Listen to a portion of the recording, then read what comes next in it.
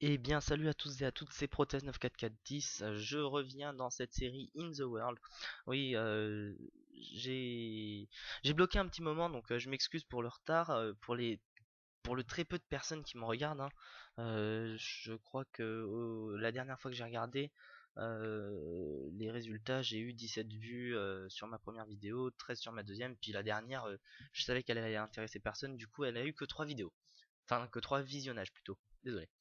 Donc, pour mon excuse, j'en ai pas trop, hein, donc je fais ça vite.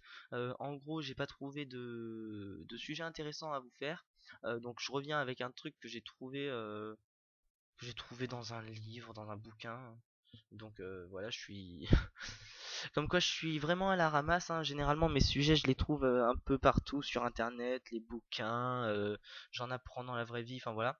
Donc cet épisode sera un peu plus long avec cette petite minute qu'on vient de passer à m'excuser. Donc aujourd'hui, je pense que vous avez vu le titre, Homo Gentius. Donc en gros, c'est l'homme gentil. Donc voilà, c'est juste pour dire ce qui se passe dans notre cerveau et tout, et puis je ferai un petit questionnaire à la fin, enfin voilà.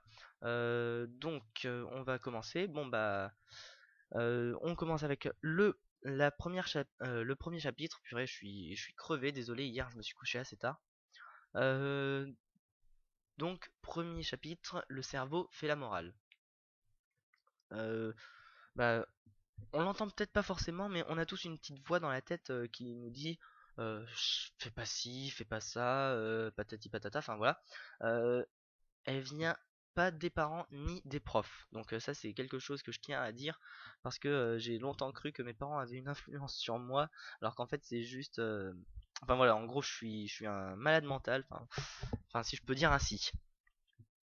Donc en gros le cerveau dès la naissance il va en gros faire la différence entre le bien et le mal.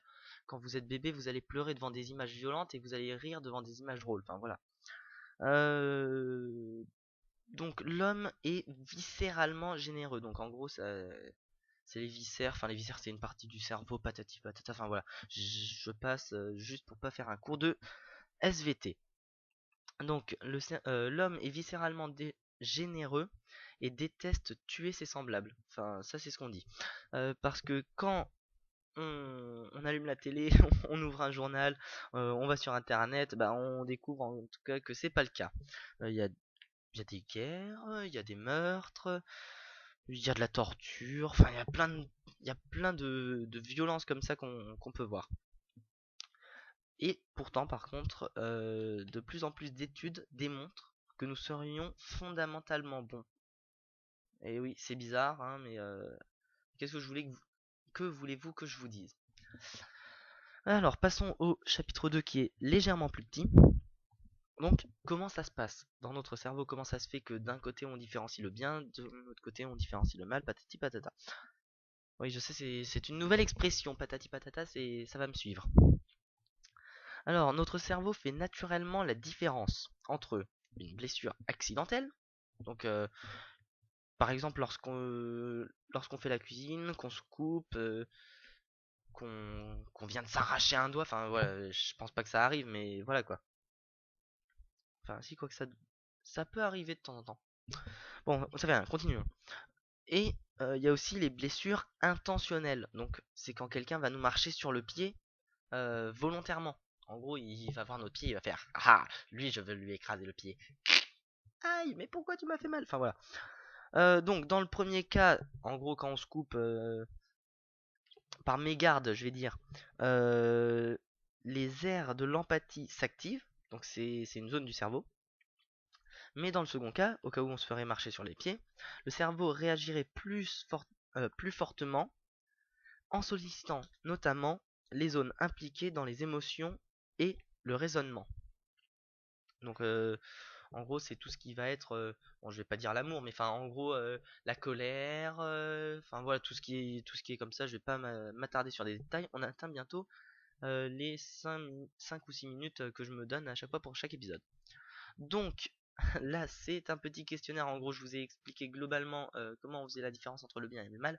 Maintenant, à vous de me dire si vous êtes plutôt bon ou plutôt mauvais.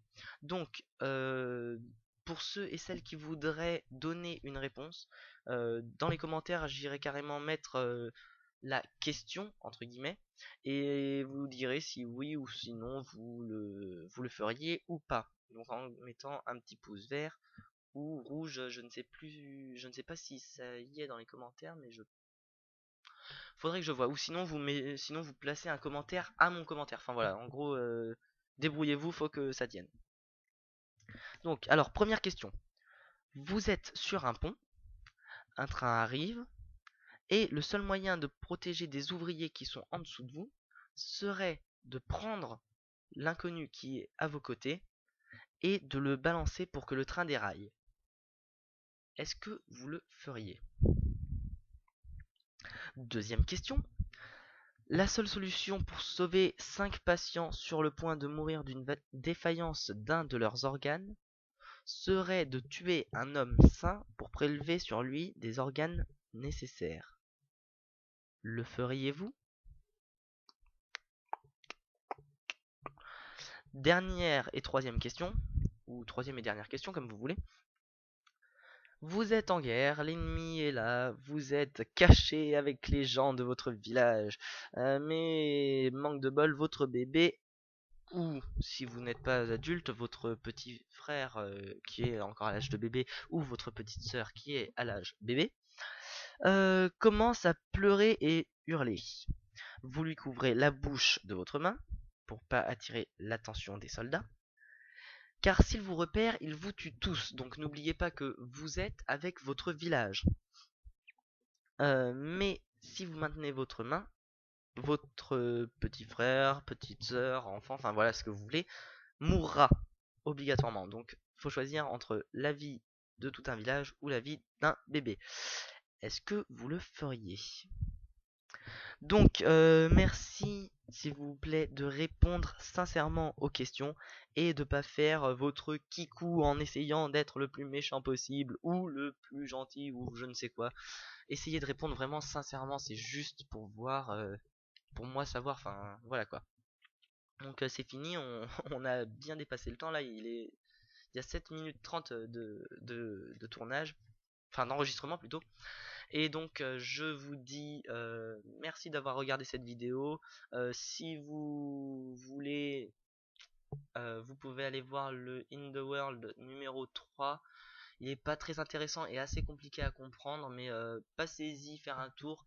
Voilà, enfin moi j'ai trouvé le sujet assez intéressant. J'ai 17 ans et je commence à m'intéresser au futur, enfin voilà quoi. En gros, allez-y, passez un tour et puis vous découvrirez peut-être des choses que vous ne saurez pas. Allez, c'était Proton of 4410 et je vous dis à la prochaine pour un autre épisode de In the World. Allez, à plus tous.